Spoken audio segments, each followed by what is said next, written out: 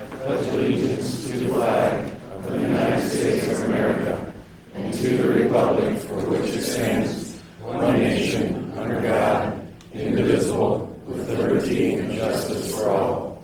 Please join me in a moment of silence.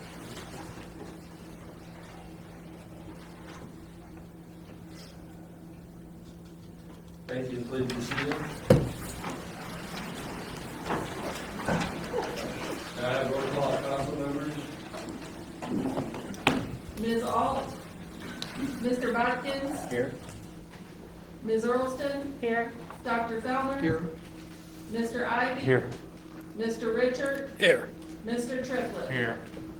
Okay, united 6-7-0. I need a motion to excuse Mayor Alt for the evening. I'll make the motion. Mr. Ivy made the motion, second by Mr. Earlston.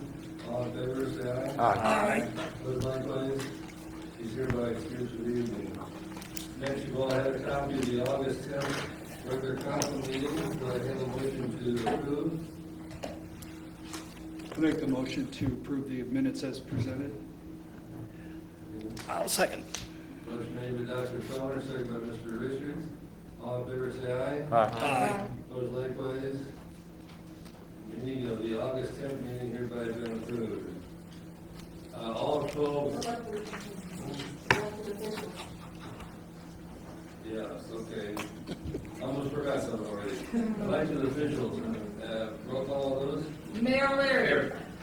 Auditor Baldinger. Here. Director of Law Palmer. Here. Treasurer Sparks. Here. Safety Service Director Ward. Here. Okay, they're all in attendance. Now, all 12 items on the agenda have been run through council, so we don't need to add any to the agenda tonight.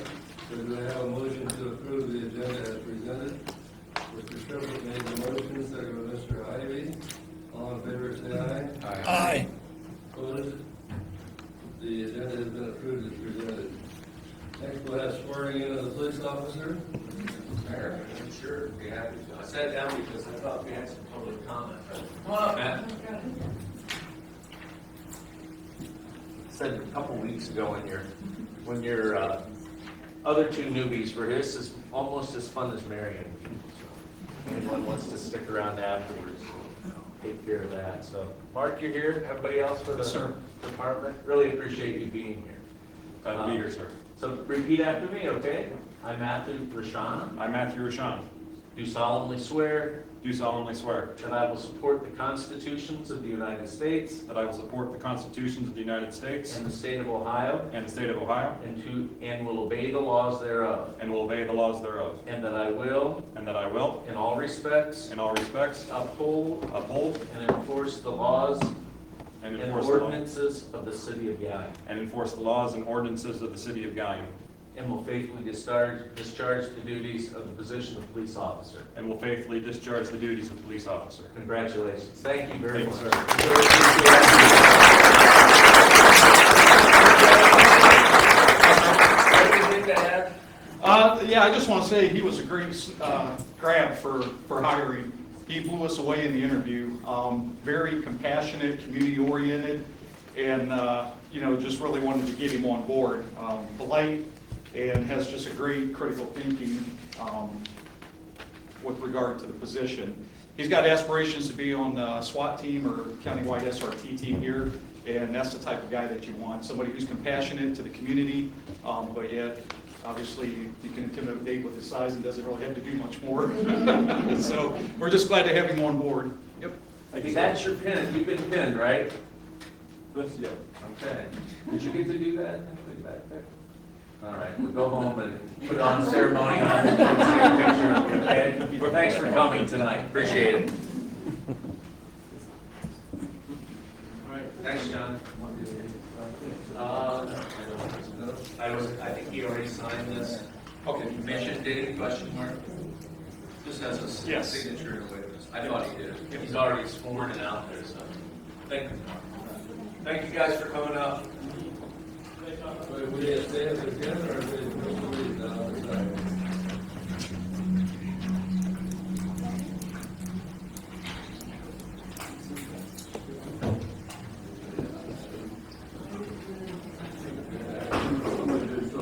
Oh,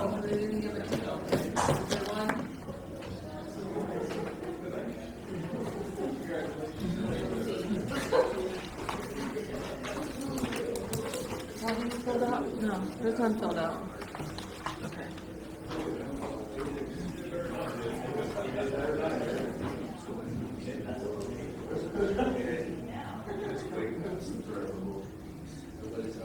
No, there's not. Okay, moving on to legislation. First is ordinance 2021-70. It's the second reading. Ordinance number 2021-70, entitled Ordinance Enacting Chapter 567 of the City of Gallion Codified Ordinances. Okay, discussion on this ordinance. Dr. Feller. I was wondering, Mr. Palmer, could you just go over this briefly? I was on vacation that day, so just reiterate for the audience. Be happy to, Dr. Feldman. This is an ordinance that you could look at as a partner to the next ordinance, because both of them deal with the issue of equal opportunity under the law for certain classifications of people in the city of Galveston. Dealing with the first ordinance, we do not currently have any ordinances on the books of the city of Galveston dealing with discrimination in the areas that are referred to here, specifically employment, public accommodation, and educational institutions. We do not have a current piece of legislation, a current ordinance that deals with protection of individuals from discrimination that exhibit the characteristics or in the groups which are referred to in 56701 in terms of what constitutes a protected class. Is, excuse me, Yeah. this is an Ohio Revised Code up to date. I mean, the state of Ohio has this in its laws, correct? They have part of this. They do not have any laws in the state of Ohio that protect individuals from discrimination in these areas on the basis of sexual orientation or the other things which are mentioned in here. They do have, obviously, the next one we'll be talking about, the next ordinance is housing. But in this particular case, this would be an expansion of protections under Ohio law to include more protection in the city of Gallion than is afforded individuals who live in communities that do not have these protections. As you may have been presented last time, or may remember, we had someone here from a statewide organization that indicated that there are approximately 30 communities that have these protections across the state. Thank you. Yes. Thank you. Other discussion? Is everybody back here hear conversation? Okay. Use mask. Anyhow, other discussion?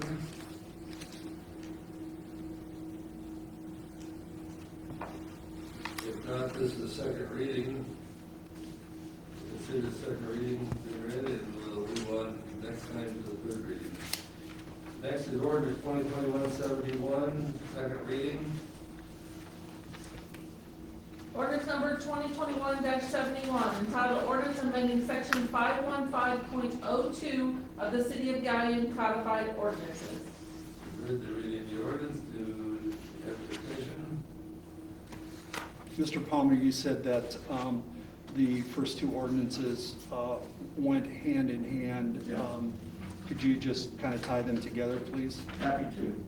The only reason this one isn't included in the first ordinance is that we already have a law on the books in the city of Gallion dealing with housing discrimination. And so instead of creating a new section of code, a new ordinance for the city to operate under, this would be something that would amend the current section, our current ordinance dealing with housing discrimination. And in specific, you can see there under 515.02 definitions, the various types of classifications of individuals and it, it talks about race all the way down to physical characteristic, that paragraph that would provide this additional protection for certain Guyana residents in this particular area of housing discrimination.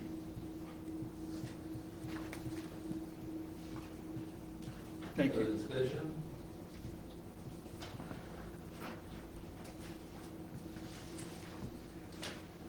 None? I can consider this a second reading, and we'll have third reading next meeting. Moving on to ordinance 2021-73, first reading. Ordinance number 2021-73, entitled ordinance amending ordinance number 2020-92, permanent 2020 appropriations by appropriating and transferring funds in various funds and declaring an emergency. Read the ordinance, we have discussion on this. Dr. Feldner. Yes, this ordinance came through Finance Committee last night, and since it might be fresh in my memory, I'm going to take a swing at it. Section 2 involves a $24,000 to be appropriated. This is for the police department's out of gasoline, so I think we need to fuel up the cruisers. So Section 3, $62,070 is the balance of the city's obligation to the 598 widening.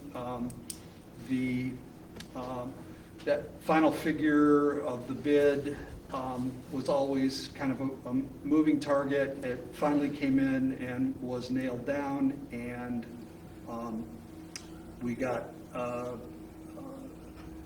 bill for $62,070 to get it done. So that needs to be transferred. That's coming out of capital improvements. Section 4, $120,000 is for into the line department for tree trimming on the eastern quadrant of the town. Is that about it? Mr. Mayor? Yeah, that is about it. I would just, by way of caution or kind of get ready, a lot of these gasoline items in the budget, they're going to be, they'll probably be insufficient to get through the whole year. This one, because there's so many miles driven, so it's really something that we all know, gas is about a third more expensive than we had budgeted planning on. I think that, just by way of warning, we'll probably see one in the other operating departments. Anything else? Yeah, I'm assuming that this is something that needs to be done, like she's shaking her head. Okay, I'd like to make a motion to suspend the rules on ordinance 2021-73 and move it to the final reading. I'll second that motion.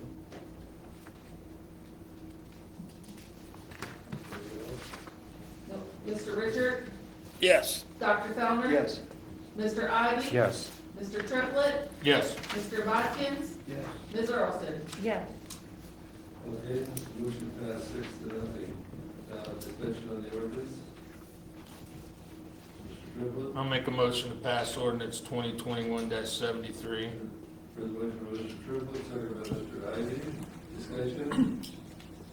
If none, roll call. Mr. Triplett? Yes. Mr. Ivy? Yes. Mr. Richard? Yes. Mr. Watkins? Yes. Ms. Earlston? Yes. Dr. Fellner? Yes. Okay, passed by 6-0 vote. Moving on to the next 6 ordinances are in regards to new funds set up of the health department. So we'll start out with ordinance 2021-74, first reading. Ordinance number 2021-74, entitled ordinance establishing the Health Department EO 21 Emergency Operations Grant Fund 234 and declaring an emergency. Any discussion of this ordinance? Dr. Stoner? Yes, as you indicated, Mr. Watt, the next several ordinances are related. They all came through Finance Committee. They have to do with many of them from federal grants, whether it's emergency operate. I'll let the discussion by Ms. Colleen as each one, but these are funds, we've seen it in the past, where we had to establish new funds in order to put the money and account for them. So the next 6 ordinances are going to be very similar. The other discussion, you have representatives here from the health department. Anything you'd like to comment on these? They're all just new fund lines because they're COVID dollars, so they're all federal grants, so they need to be in their own fund lines for auditing purposes. That's by Ohio Revised Code with federal grants, that it has to be in their own fund for audit. So that's what all of these are. I don't know if Wilkie wants to expand anymore, but like the first one, just for example, is going to be all personnel for the emergency operations fund. So we have to do one as we go through them. I'd like to make a motion to suspend the rules and go on to the final reading on ordinance 2021-74. Roll call. Dr. Fellner? Yes. Ms. Earlston? Yes. Mr. Ivy? Yes. Mr. Richard? Yes. Mr. Triplett? Yes. Mr. Bodkins? Yes. Suspend the rules passed by 6-0 vote. Now vote on the original ordinance. May I have a motion to approve that? Mr. Triplett made the motion. Have a second by Mr. Richard. Discussion. Roll call. Mr. Triplett? Yes. Mr. Richard? Yes. Mr. Bodkins? Yes. Ms. Earlston? Yes. Dr. Fellner? Yes. Mr. Ivy? Yes. Passed by 6-0 vote. Moving on to ordinance 2021-74, first reading. Just do 74? 75. 75. 75. Ordinance number 75. 2021-75, entitled ordinance establishing the Health Department 340B Drug Pricing Program Fund 235 and declaring an emergency. Any discussion? Dr. Fellner? Yes, again, discussed last night in finance. I believe that I heard last night that this is an establishment of a new fund, but it's for the discount drug pricing from the government. There's no actual money being funded into this line currently. The revenue has come in, but yeah, we're not Okay. doing anything else. We're not appropriating any funds at this time. Thank you. I'd like to make a motion to suspend the rules and proceed to the final reading on ordinance 2021-75. Okay, motion by Dr. Fellner, second by Mrs. Earlston. Roll call. Dr. Fellner? Yes. Ms. Earlston? Yes. Mr. Ivy? Yes. Mr. Richard? Yes. Mr. Triplett? Yes. Mr. Bodkins? Yes. Passed 6-0, done. Discussion on the original ordinance. Mr. I'll make a Ivy? motion to pass 2021-75. You have a second? Mr. Triplett seconded. Discussion. Roll call. Mr. Ivy? Yes. Mr. Triplett? Yes. Mr. Bodkins? Yes. Ms. Earlston? Yes. Dr. Fellner? Yes. Mr. Richard? Yes. It also passed by 6-0 vote. Now moving on to ordinance 2021-76, first reading. Ordinance number 2021-76, entitled Ordinance Establishing the Health Department CT20 Contact Tracing Grant Fund 236 and declaring an emergency. Discussion on this ordinance. Dr. Fellner? Yes, as before, I'd like to make a motion to suspend the rules and proceed to the final reading on ordinance 2021-76. Second. Ivy seconded. Roll call. Dr. Fellner? Yes. Mr. Ivy? Yes. Mr. Richard? Yes. Mr. Triplett? Yes. Mr. Bodkins? Yes. Ms. Earlston? Yes. Suspend the rules, passed by 6-0 vote. Now discussion on the ordinance. Mr. Triplett? Make a motion to pass ordinance 2021-76. Motion by Mr. Triplett, second by Mr. Ivy. Discussion. None, roll call. Mr. Triplett? Yes. Mr. Ivy? Yes. Mr. Richard? Yes. Mr. Bodkin? Ms. Earlston? Yeah. Dr. Feldner? Yes. It also passed by 7-0 vote, 6-0 vote. Ordinance 2021-77, first reading. Ordinance number 2021-77, entitled Ordinance Establishing the Health Department CO21 Crisis Response Supplement Grant Fund 237 and declaring an emergency. Thank you. Discussion, Mr. Ivy. I'd like to make a motion to suspend the rules on ordinance 2021-77 and move to a final reading. Okay. Motion by Mr. Ivy, second by Mr. Richards. Suspend the rules. Roll call. Mr. Ivy? Yes. Mr. Richard? Yes. Mr. Triplett? Yes. Mr. Bodkins? Yes. Ms. Earlston? Yes. Dr. Feldner? Yes. It is passed by 6-0 vote, non discussion on the ordinance. Mr. Triplett. I make a motion to pass ordinance 2021-77. Mr.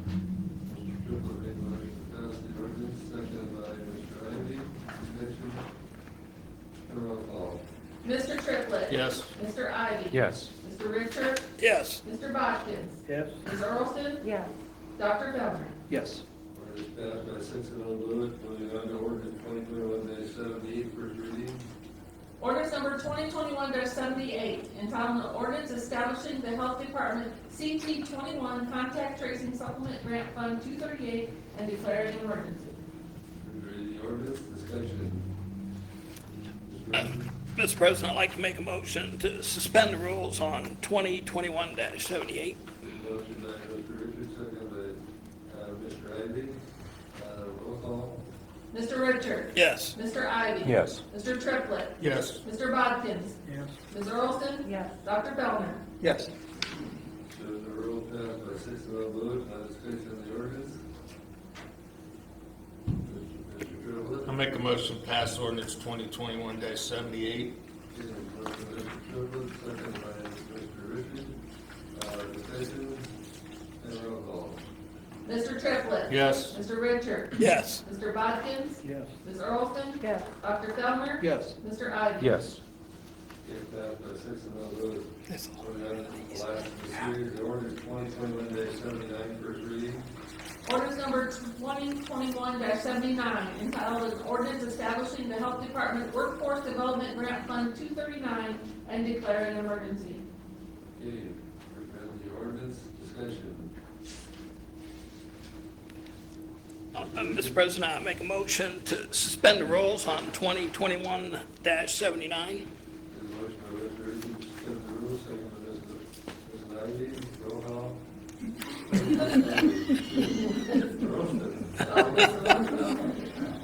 He's looking at me when he said it. Congratulations, guys.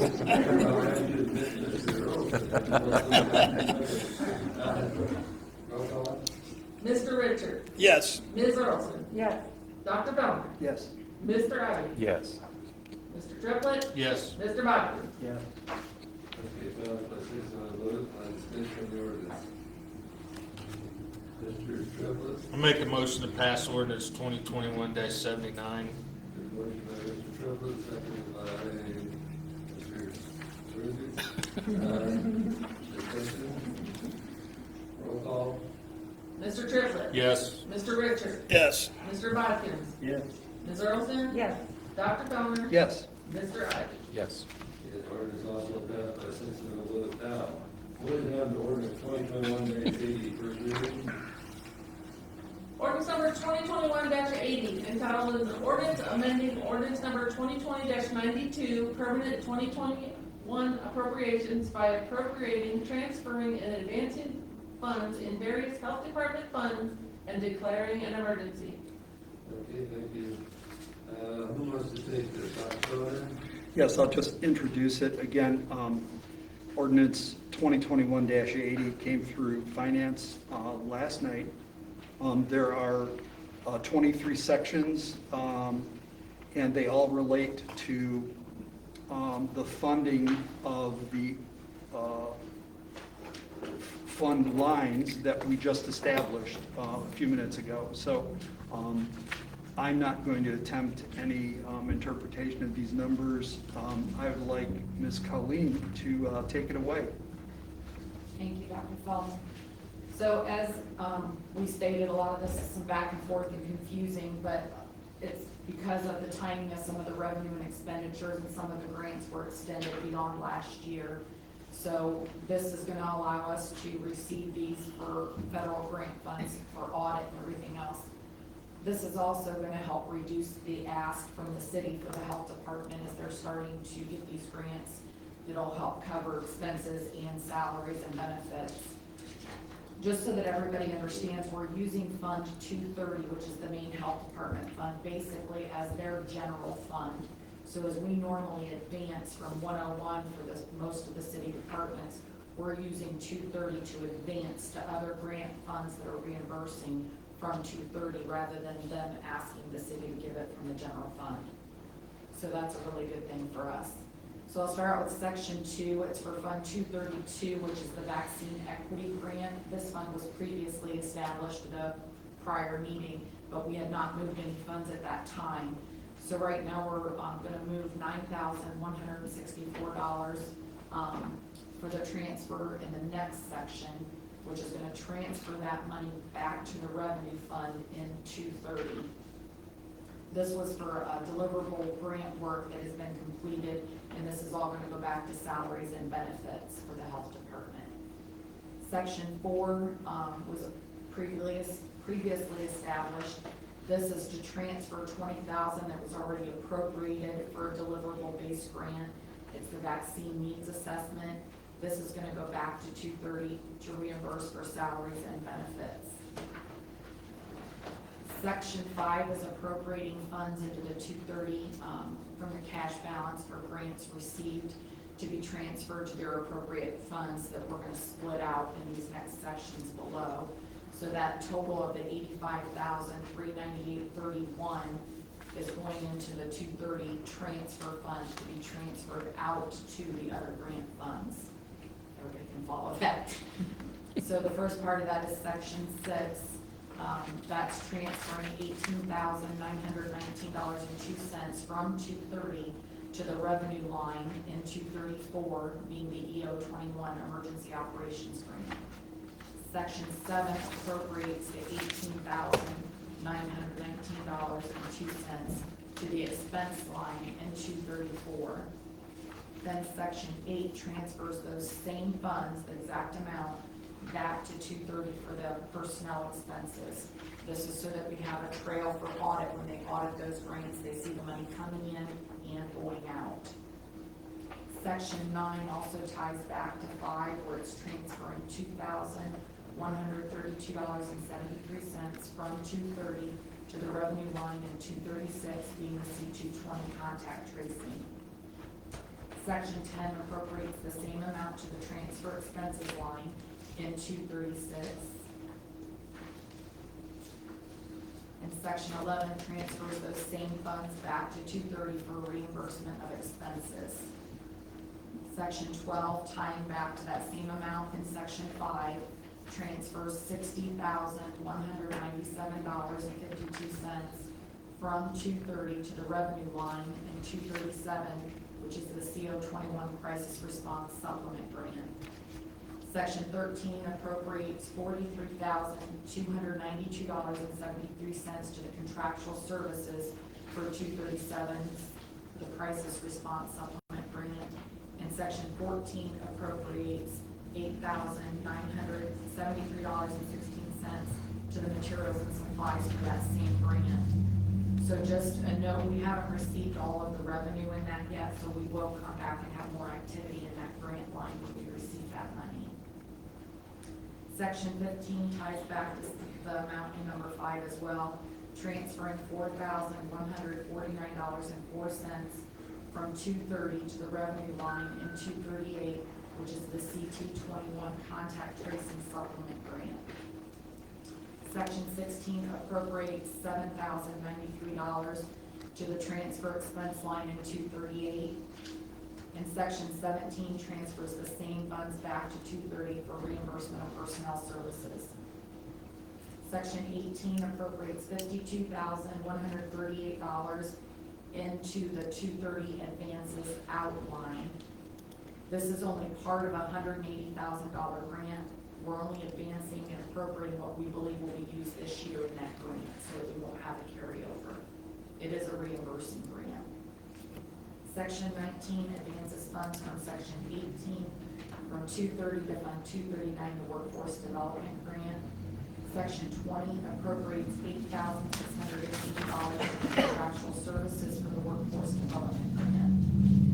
Section 21 appropriates $4,200 to the materials and supplies for the 239 Workforce Grant. Section 22 appropriates $39,258 to the advances out of the 239 Workforce Development Grant. And Section 23 advances that same amount from the 239 workforce back to 230. We ask that the rules be suspended on this so that we can avoid further movement and corrections of the patch that we move forward spending money on the grants. And as we already noted, at a future date, we'll come back to the 340 program as well. Any other discussion? Thank you very much. I know that, again, Ms. Earlston mentioned last night in the meeting, her thanks to everybody that worked so hard on that. Eunice, you weren't in attendance, so we'll extend our thanks for really getting this done. This mind-numbing numbers.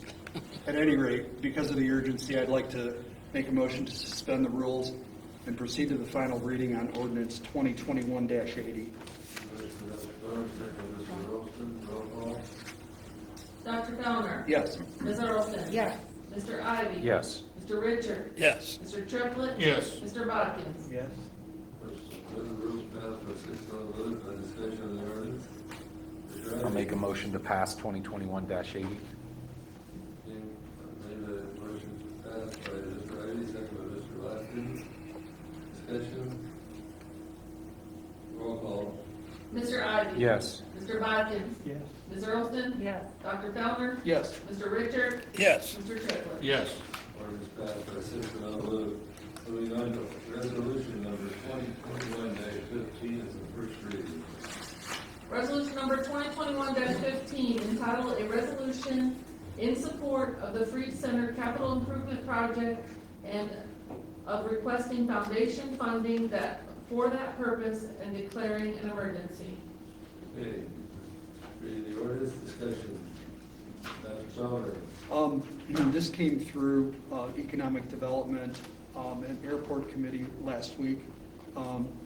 It is a resolution intended to show the support of the council to the ongoing Freeze Center project and the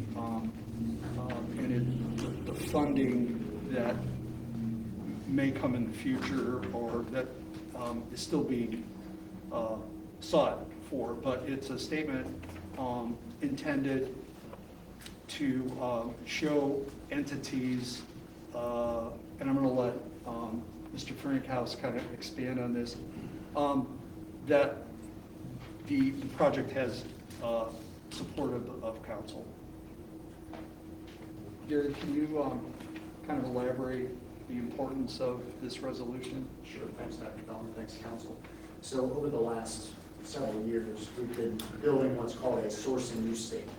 It is an idea of where funds can come in and where funds would go out to build the project. You've heard throughout those couple of years, there have been grants received close to about $2 million. There's been discussions about a $5 million amount to be used from the freeze funds. In addition to that, there's an opportunity here in the course of the next 2 months to apply for funds through the federal EDA. Some of the money that was distributed through the American Recovery Plan, there's money for new tourism. So there's an opportunity to go after those funds in the amount of about $3.5 million. Submitted kind of a pre-vet questionnaire today for that. And then secondly, Jobs Ohio a year ago started what's called a vibrancy fund, and it's designed for distressed communities, which unfortunately Crawford is one. It's designed really more to make quality of life, quality of place a bigger factor, so then you can attract industry from a standpoint of economic development. So it fits this project perfectly in terms of being catalytic in nature. This project touches on healthcare, it touches on industrial, housing, commercial, mixed use. All those types of development can be tied back to the Freeze Center. Some of the feasibility studies that we have show about $3 million of economic impact per year, and just in the first 5 years, so 15 million total over those 5 years. 20,000 to 40,000 people anticipated to participate at that venue. Those are both parents and children. So with all that in mind, both of these grants require a great local support, and I think this resolution goes a long way towards that. Gives me a lot of credibility in, ultimately submitting the application. So that's how it came before council. Thank you. I have a question. Sure. Yes. This resolution is tentatively proposing a possible liquidation of $5 million of that endowment. What is the current balance of that endowment? Approximately about between 12 and 13 million, somewhere in there. Anybody? Mayor, is that about correct? 12 or 13 million? I'm not gonna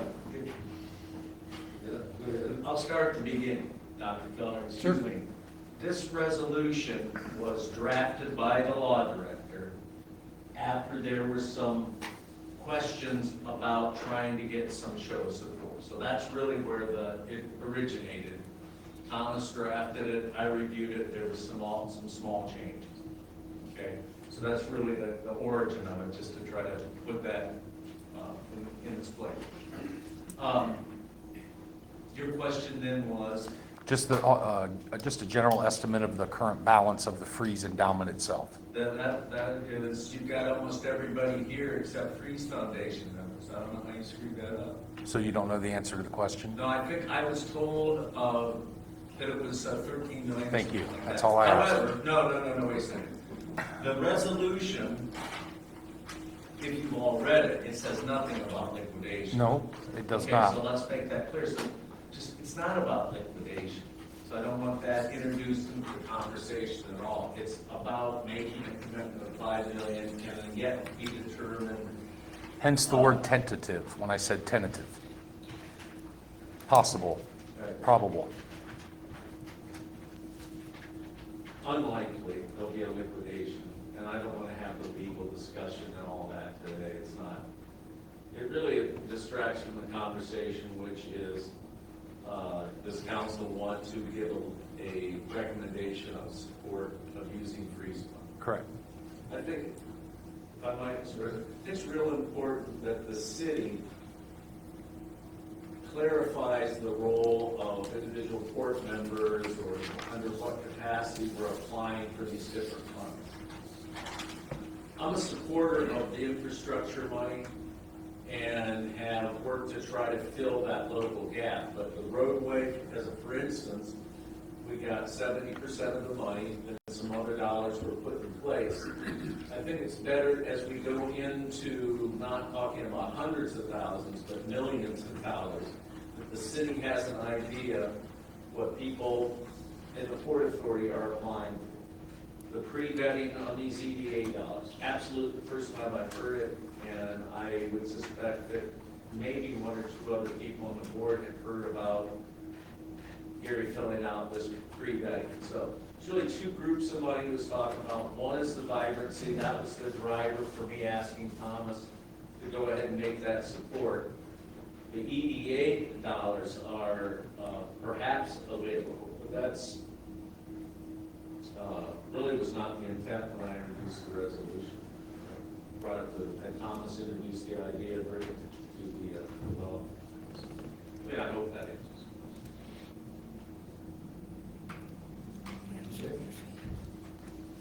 Other discussion? Mrs. Thorlton? I had called Mr. Frankhouse and asked, I had a couple questions that I had asked him. One being the remainder of, the 5 million, what is the remainder amount that would be needed? And, Mr. Frankhouse, could you answer that for us? What is the remainder of this? Yeah, if we, after, the 5 from the freeze, what would be the remainder needed to go forward with the project? Well, between the 2 million in vibrancy and the 3.5 from EDA, Which we- if we which- apply. Oh, okay. Which we Tom was just- aware of that, but Okay. if we apply, that would complete what is about a $12,062,000, as I mentioned, source and use statement. So an additional, are you saying Call that it 5.5. additional 5.5 would be enough on top of the freeze to be able to move forward? Is that correct? Okay. Then the other question I had asked, and this was kind of important to me, was the way, the grants that you would be applying for, would those grants go through the city or through the board? Because, my understanding, if they go through the city, this, this would become much more of a commitment on our part. Whereas if it went to the port, that would make a difference as well. So, and you were saying that is to be determined. I don't want to put any words in your mouth. That could be determined between the port and council and the mayor. Okay. A port authority for the Ohio Revised Code 4582, I think it's the section, allows us to share powers. I think it's been stated by Thomas that in order for the city to put money towards projects, they need to own those assets. But there can be operating agreements between the city and the port that we can share powers, and it could be determined who builds it, who owns it. So depending upon how those grants are submitted, by working with Thomas, we could do that to the interest of council. Okay, so that wouldn't be something that would be something that we would kind of be aware of prior to them being submitted? Okay. And that, I don't think I was 100% clear on that before, so Yeah, I knew. all that's happening right now is discussions on this money's out there, and this is what our project looks like. Does it fit? Right. It's not up for consideration. It's more of just them getting to know what our project is. Right. My question was just more in regards to when you were writing the grant with the resolution used as your backing, how would the grants look and stuff. So, but thank you for answering those questions. Other discussion? Mr. President, Gary, I had a question. I think maybe my math went a little sideways. You had said with Mrs. Earlson's remark or question that 5 million essentially, and the 5 million would make your project. But I guess my question is, what is the current cost of the project? 12 million, and we already have secured 2, so that's. You already secured 2 from where? Well, we have the Timken Foundation for 200,000, 500,000 from the state capital bill. We have the Community Foundation for 500,000, and then we've got the DSA money, which was the 536,000. So I've got that on that statement there. Which statement are you showing? This is a source and use statement that I can provide. Well, yeah, I was going to say, because I kind of keep track of your financial statements for the port, and I don't see that type of figures in there. I know that for a fact that you've used probably close to 300,000 on the actual design, so to speak, on this project. Not to mention other issues where clearing and all the various other things for the property. So I'm kind of curious why you come out with that much in there, so to speak. Well, the Community Foundation money comes in $50,000 per year. Okay. So Timken Foundation, I think, is $100,000 per year. State capital bill, that's a reimbursable. So we've only been reimbursed for the monies that you've seen spent. We still have some money that's coming in from that. Okay, so the other 2 that you named, just mentioned, those were, the total amounts are not the actual amounts that are available. what it amounts to is those two entities will be in an installment, so to speak, That down is the how road. the grants come in. Okay, so for actual construction purposes, that's kind of a mute unless you're going to borrow to get that total into the actual amount for And that's your. true, and in this, we have some borrowing figured in for those monies that we need to get annually throughout whatever number of years they're coming in. So you know what the percentage on that borrow is? I don't remember right off If the top of my you do head. it. I don't remember. Okay.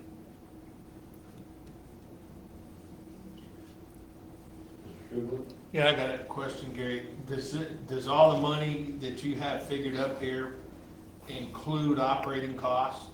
That 12 million does. Yes. There's about 1.4 million that we had in operating costs, which were those first 3 years of losses, as well as some of the SFA's anticipated opening operating costs. Mr. President, with that question, from Mr. Triplett's question, it's a $12 million project that you're saying, but you're figuring 1.4 of that to be the operating costs for what, 3 years, did you say? I had just mentioned that the first 3 years, the operations is expected to have a loss. So those losses are covered as part of that 1.4. Okay, so, but that means that unless, again, my math gets fuzzy, now we're down to, what's that? 10.6. About 10.6 for the actual project. You have infrastructure, so the road work. Right, so it's actually more than 12 million, is No. what I'm getting at. So you're backing it, so in other words, the infrastructure's in this too. The construction, engineering, and design is $9,733,272.69. The infrastructure costs were $1,451,560.69. And the finance and operating is $1,443,032 for a total of. Right. So the first figure, the 8 million, It was 9.7. 9.7, excuse me, that's a current figure then on that? So when you say current, Yeah, those go back to the November 2020 process of going through the criteria architect when we selected the contractor. So prices have not been updated since So- November of 2020. so we don't have a current, what this would cost based on the fluctuation that's going on right now? Okay.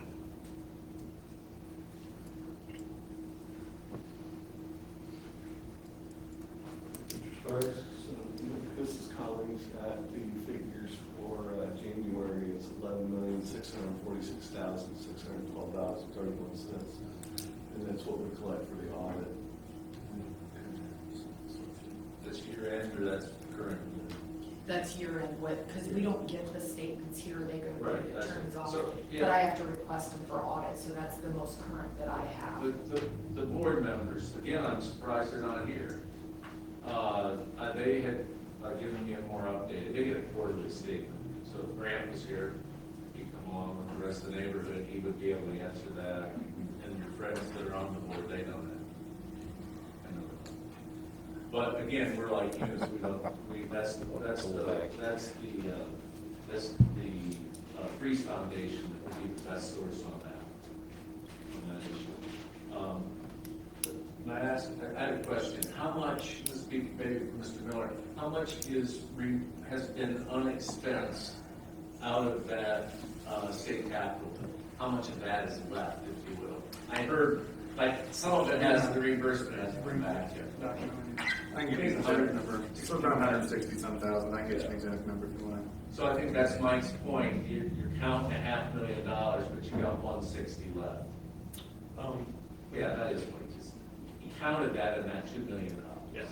So that's, a lot of what we spent was for design services, which was included in the budget, so we've spent it already, but that was part of that $12 million. Right, I understand. The other issue I think is important before we get to a vote on this, either a first reading or whatever, is at the committee meeting, Ms. Earlston was trying to get a number of what the most current estimate of the building cost.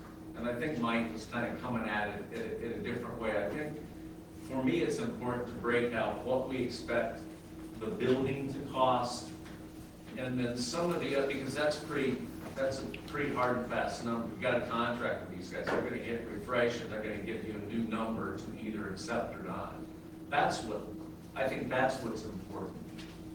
So that when they vote to commit $5 million, they know whether the $5 million is 50% of the cost, 60% of the cost, what percent still needs to be covered, or how many millions still needs to be covered. So what was $7.5 million? Is that what the number was that they quoted originally, or For just the building?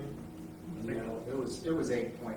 I misspoke last time. It was 8.5 Okay. when you backed off the parking lot, which was 617. Yeah. That's what was in the $7 million range. Yeah. You and I had that discussion that we need to break that off, go after a SID loan, and look at different revenue streams for parking. So Sure. that's where that number got confused. So I just think I think it's, again, we started out, this idea of putting this in front of council so that we, as a community, could go after the vibrancy dollars, and then after that those discussions were had, this EPA kind of pops up over the horizon. It's not, I want to mention, it's not other people's money. Crossroads was built with EDA dollars, so it's, Crawford County, this area has succeeded in a big way with, the money comes out of Chicago, basically, to apply for Ohio. In any case, I think it's real important to know how much the building is. I can't imagine that when you go to Jobs Ohio or to EDA, there isn't going to be how much is the building going to cost. And that's really all I'd like to know. Well, I don't What's think the it's as best? simple as hitting a refresh button. I mean, if you've been in the construction industry, Yeah. I mean, I think talk I don't about know this anything because, about this, Gary. too, is there's multiple subs that we're gonna go out to, and we've done this twice now. We've had costs, as I mentioned previously, and, I think it was March of 2020, we came back and had a refresh in November of 2020. I think this is a resolution to show support. I think that the soonest we'd be doing this would probably be summer or fall, so we're gonna have to redo those quotes again. I think we've seen in this inflationary times, I mean, I think with Grant Giltz and the Carter Crossing, wood was at 1,300 on that index. It's come down into the 600 range, so we've actually seen a retreat in prices. I know it's not at the 300 level when we did it. So, I mean, right now, this is a resolution saying, do we believe in this as a community? Is it something that's going to move us from distress into a situation where we're growing? I mean, the census showed again, we've lost another 1,700 people in this community. I think at one time it was mentioned by someone on council. Through 56, Gary. You have somebody knows, it's hard to keep all the numbers on the census. Yeah, I didn't sure said. I didn't say county, I said Crawford County had dropped 1,700. And if you look at economic development, it's a 45-mile radius. So these boundaries of the city of Galion and Crawford County, they really don't mean a lot, because if we're going to attract industry, it's about these 45-mile radiuses that we can recruit people along US 30. So that's the important point, which Mansfield grew, I think it was like 0.6% or 700 people. Wyandotte County shrank. So this region has a need to attract people. And I think that's the point of the project. It's a quality of place. It's going to drive economics. And if you don't believe it, I would ask anyone here that has grandkids from Aspen Terrace, because I did invite them here tonight, because I've had many discussions with them, with children in different parts of the state making reference to how nice it would be to have tournaments where they could come here rather than Cleveland and Detroit and the like. So, I don't know if anybody would want to comment, but it would be. That was earlier in the meeting. That's earlier in the meeting. But anyway, I don't get confused by that. Hey, what I would say was the simple ask was how much is the amount? There were 10 days to do it. Excuse me. There were 10 days to do that. Okay, we asked Bridgeford, we can give you the emails, pass them around, make sure you all get them. We asked him to do that. It's not a simple thing. We asked 10 days ago, and we got no answer. So I think before this passes and gets signed, I think we're gonna have to know how much the building costs. I think that's only reasonable to know how much the building is. But you'll only know how much it will cost today to build. We don't know when it will be built. Well, all the numbers that your fellow board member was going through, those are subject to change. So, it's not just the construction cost, the startup cost. When was that study done, Jerry? Which study? I'm sorry, excuse me, I didn't realize. Which Jerry has something to say? Okay. So, Yeah, I do have something to say. how much was the operating deficit, and what year was that? When did you get that? The SFA stuff. When did we get it? Because you were involved in that. I don't know you would remember as well as I do. Yeah, so it's been several years since those numbers have been up. 18, 19. Yeah, so the numbers with the 1.4 operating deficit come from 2018. And I think as we're getting serious about building this, every big project goes through a budgetary adjustment and re-estimating. That's really absolutely all that I think is important to know before, so that we know it's 5 million. See, because I think 5 million may not be enough. I think the city may have to have 6 million. Freeze Foundation, if you want to build a building. So I think that it's only fair to know what the building is estimated most recently. And everyone knows, you talk about wood, it's not built with wood. There's very little wood in this building. It's a steel building. So that's the cost that I think those of us concerned about cost escalation are trying to keep an eye on. And that's why I don't know if that's why Mrs. Wilson asked the question, but that's why I've been dogged in trying to impress upon the board and the selected contractor that we need his best estimate of the current cost. I think we agree with that. We know we need the best estimate, but I think we're 9 months from that, so I think it's not really relevant at this point. I mean, it's kind of like having a pro forma. It's a guess at what we expect financially over those years. That's exactly like the $62,000 at the end of that big $5 million roadway project. Project develops, costs change, things go in, things go up, things go down. I don't need to be. We've had an opportunity to build some multi-million-dollar projects, so I'm not unfamiliar with it. If Dr. Felder would like to say something. I just want to bring the discussion back to the resolution itself. All of the questions that have been proposed about expenditures, costs, et cetera, totally valid, do not belong with the discussion at the heart of this resolution. Those are questions that need to be answered. It's a later time. This is a resolution of support, and either we've got it or we don't.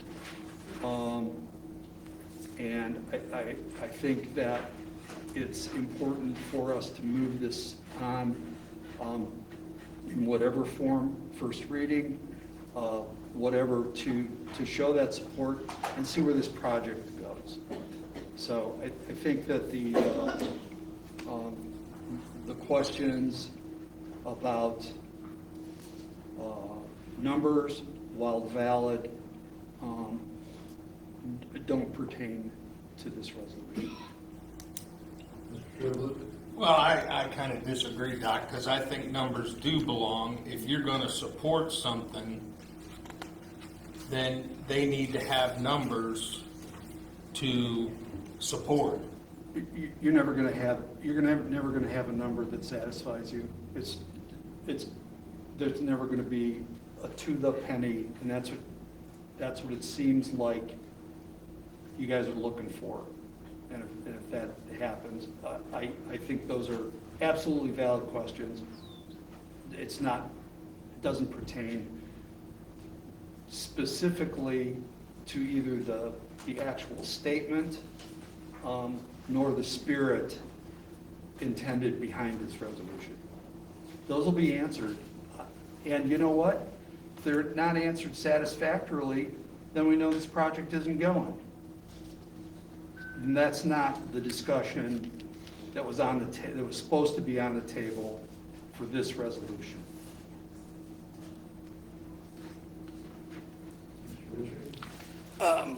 Mr. President, I agree with Mr. Triplett. I disagree with Doc Fellner in the sense that while I agree that there is a spirit of this, but we're also dealing with a unique situation. This, while it's not necessarily binding, does have a, I'm trying to say the word, a statement that if we would say, okay, we're not paying attention to $5 million of the freeze money, which is very important. We're not paying attention to what the cost of this construction of this and the operation of this unit is going to run. Those are all criteria for having to, whether or not to even say to do this. My question, or my statement too, is that in this whole process, and this has been an ongoing process obviously, is that we've had several meetings with this council over this project. Some questions were asked, never answered. The other thing is that I would love to know, is there any other support other than the freeze money out there that this project has garnered? If this is such a great deal for Galion, then where is the rest of the support? Where's the schools, even the surrounding schools? Where's the business community? And I don't mean, yes, I'll raise my hand and say, yes, I'll do it. I'm talking about the hard, when rubber meets the road type of support. And I have not seen that. And these folks don't have that yet. And part of that is because of the numbers that are out there. If we're going to sign on or agree to do this, true, we could later rescind it. But the bottom line is that we're showing the rest of our constituents that are our fellow citizens here in Galion that we're making sure that we're not just arbitrarily committing to something. I mean, you feel strongly towards it. I feel strongly on the opposite end of this project. I do believe that the community does need some type of facility or some type of a facility married with the Y, for example, for this community. There is a need for that. But I find that this project is more geared to the travel sports for Crawford County than it is for the city of Galion. We live in Crawford County, that's great, but I'm concerned about the citizens here. I want to see stuff come here. I want to see our kids be able to enjoy this. As it is planned right now, you have ball fields, you have basketball, and you have volleyball. The soccer field is not a regulation size, which means you're just going to practice. The bottom line is, why are we just settling for that? If we're going to spend this type of money, and I mean the $5 million, I'm not even going to the 12 yet. The bottom line is, I want to see something more for us, I'll use my ward, for the families in Third Ward that aren't on a traveling team or aren't on doing this. You're taking this, if we do this, it would be a commitment, no matter how thin it is, it still would be a commitment that would take and remove funding from possible other things that they might enjoy. So that's the only thing, my point. And I've been on my soapbox long enough, and I appreciate the patience. Yeah, I just like to remind my colleagues that in February and March, we spent an extensive amount of time on doing community surveys, which the results came back in favor of the project.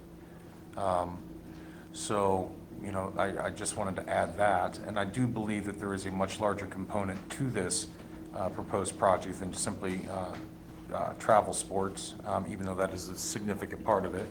I'm sure that there's many other options for use of this potential center out there, from conventions for large companies, art fairs, job fairs, I mean, you name it. So, and to me, it's about bringing the opportunity to increase our tax base, which would benefit all of our constituents in the community.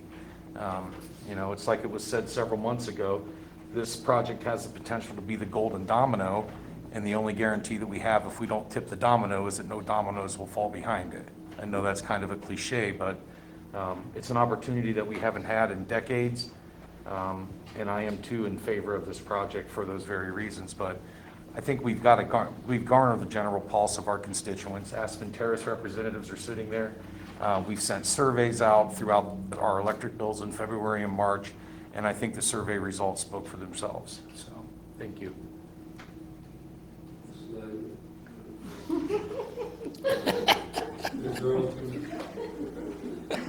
You can identify as Mr. Ivy if you like it. I guess it's okay now, so. I would just like to clarify, Dr. Fellner, in regards to my question. In regards to my question, along with the resolution, depending on how the grant is written, can make a big difference, whether it's funneled through Galleon or through the court. So that can make a difference actually on this resolution. So I just wanted to kind of clarify that to keep us focused, like you said, on the resolution. And it makes me feel better to know that we as a council would have a say. I'm taking that, Mr. Frankhouse, kind of that we would sort of have a say as a council on whether these grants would be written to funnel through the city or the court. The entire idea of the board was to work as a hand to city council. They share powers. It's the Ohio Revised Code. It's why it was brought to fruition. That's the way it should be. So that was just, because that was, to me, that was kind of an important point, along with the hand in with the resolution.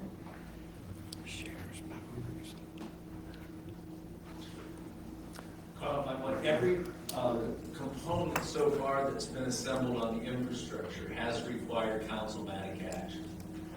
So I think after an initial review, vetting, I guess is the new bureaucratic term, pre-vetting and then vetting of the project, council's going to have to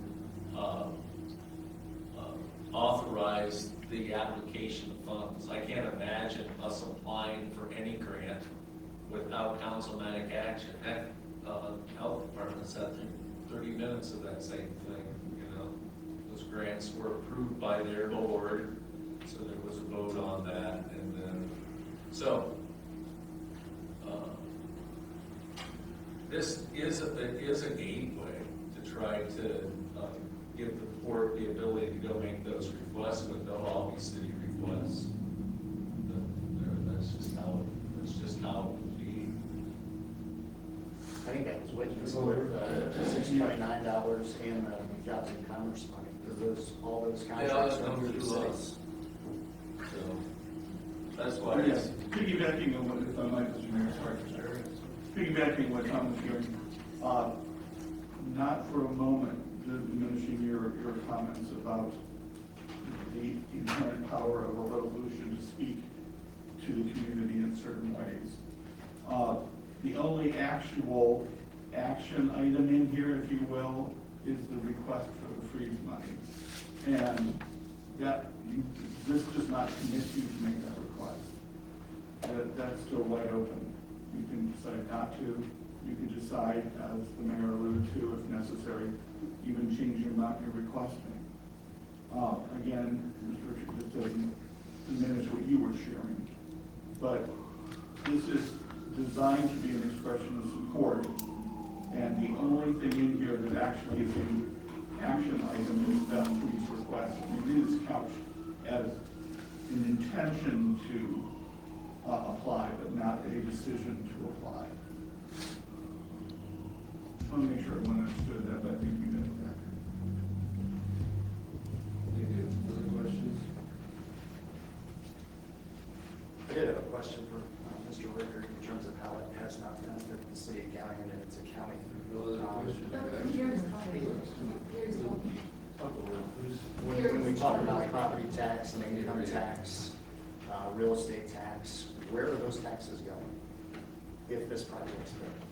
Well, it's pro forma. You asking Mr. Richard? No, you just said that there wasn't a benefit to the city of Gallion with this project. Well, if you It's all for Crawford County, and, I mean, the jobs created, there's income tax collected, which benefits the city. It's important to note that in the pro forma, which I'm sure everyone's read, there's no 100% tax abatement. They assume zero tax. This doesn't apply to businesses that open up to support the project. No, right, but what we're talking of, those are all, That's not what I asked, I just said in general, income tax, sales tax, property tax. but it's important to note the facility itself, in that 1.4 operating deficit over the first 3 years, they're assuming no taxes on the building itself, fully abated. Similar to Carter Crossing. Yeah, I mean, I don't know, we're talking about the Free Center and the pro Same forma. process, CRA, 100% Right right. here.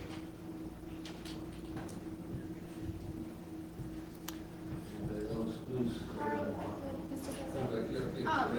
Councilman Richard, you said that your, the constituents in your community, in your ward, you've spoken to. I would like to know if any of the council in their wards have actually spoke to businesses in their wards to ask them if they have support for this project. Have you guys reached out to any of them? Because you said you see lack of support from the business community, but I'm just wondering if you've actually reached out to the businesses in your wards to ask them if they support this and if they would help fund and support it. Is that directed to me? Yes. Okay. First of all, yes, I have. Second of all, it goes back to the original statement that the port made about this project, that, they were looking to garner support from various entities. So the businesses in your ward, what were their responses? What businesses did you speak to? Well, you know? I'm just curious, because that's what you cited, is that the businesses aren't. That actually was a general term. Okay. Is what I was referring to. What I was referring to was the fact that while there may be vocal support, this is an expensive project for the community, and I don't see any hard dollar support, and that was my point.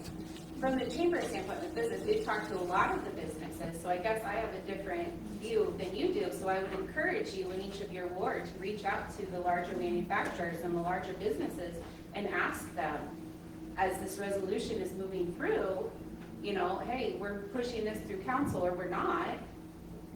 Once it goes through, are you going to commit financial support to this project as well? Are you following me?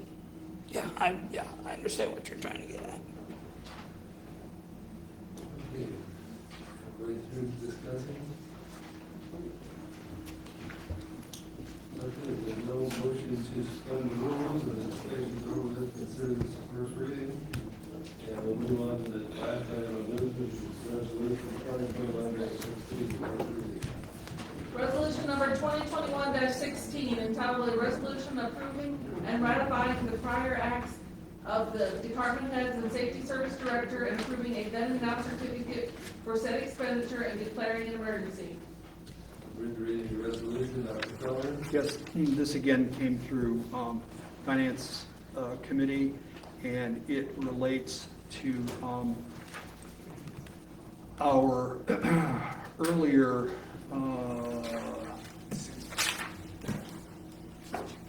ordinance What ordinance was it? It was so long ago.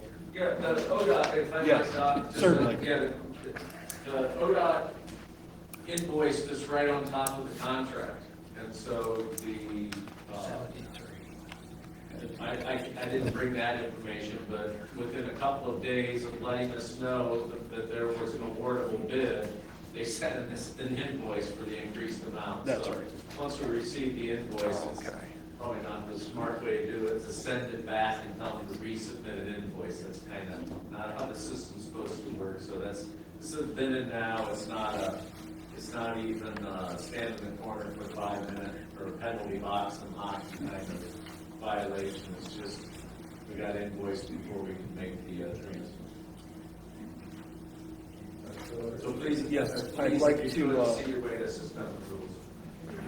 I'd like to make a motion to suspend the rules and proceed to the final reading on ordinance 2021-16. Resolution 2021-16.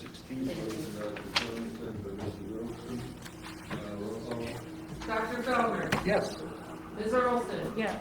Mr. Ivy. Yes. Mr. Richards. Yes. Mr. Triplett. Yes. Mr. Bodkins.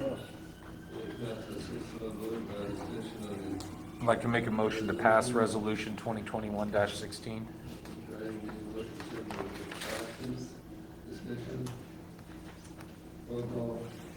Mr. Ivy. Yes. Mr. Bodkins. Yes. Ms. Earlston. Yes. Dr. Feldner. Yes. Mr. Richards. Yes. Mr. Triplett. Yes. Yes, that's 6-1-2. We will be free one of these times in the calendar, there's 3 weeks between meetings. But anyhow, the other business, we have, one coming up, Mr. Richards. Law and ordinance would be September 7th. September 1st, utilities. That's it for, that's it for. Police, fire, and health will be You on see what's September behind me. 16th. Okay. Any others you'd like to know, not do before the next meeting? Mark, were we gonna move that? Is that Labor Day Mark, were we gonna move the utility committee to the 31st? So it hits in the August month? Yeah, we better. Oh, yeah. Yeah, we have to, council has to make a decision about the BCA. Yeah, it has to, it's, the ordinance needs to be in August, so. if we So it'll be just the move it 31st, Yeah, not if the this move it 1st. one day, you hit it, so, Okay, okay. got that? Yeah. Okay. Any other business or meeting tonight at council? If none, Auditor Palmer. I have nothing for now. Hey, Ranger Sparks. We're sitting in the same place we were the last couple of months, or last month or so. You know, we need more help. Eunice is taking the load. And thank her for all she's done here. You know, we need more help in that department to get out the monthly statements, pay the bills, pay the payroll, and record the income. So we found out this last 2 weeks that the state would not come in and help us because we'd have to go in first fiscal emergency, which we're in good condition. That's not something that we need to do, but we do need to find ways, every which way to help us get all this taken care of. And, I think we're looking at every which way to do that, and that, for that. So, the other thing, I just set up the Freeze Foundation. You have, 5 board members, which I've known a lot of my life, and I think I trust them a lot. And then you got a lot of city people in here that trust them. And it's basically about, do you believe in this project and do you trust the people that are doing it? So if you do that, that's what it is. I don't think anything's going to be built that isn't going to be financially sound or anything. Gary's an accountant, so Chad's a banker. So we got, a lot of people working for us. And and that's my opinion. My son told me we have 92 people that graduated. My class was one of the last 284. So, I mean, we're just shrinking. And, you know, we had a chance to have a GM plant here.